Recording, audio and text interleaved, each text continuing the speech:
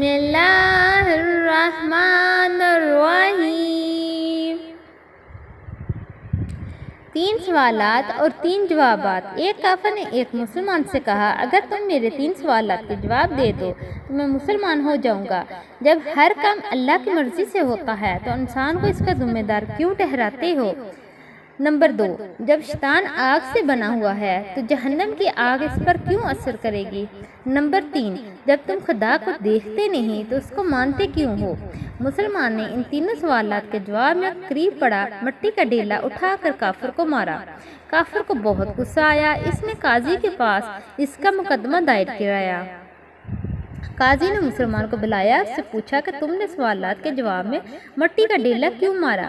مسلمان نے جواب دیا کہ میں نے اس کے سوالات کے جواب دیے تھے، جب ہر کام اللہ کی مرضی سے ہوتا ہے تو انسان کو اس کا ذمہ دار کیوں ٹھہرایا جاتا ہے؟ تو اس کا جواب یہ ہے کہ اگر میں نے ڈیلا اللہ کی مرضی پر مارا ہے تو اس کا مجھے ذمہ دار کیوں ٹھہراتا ہے؟ نمبر 2،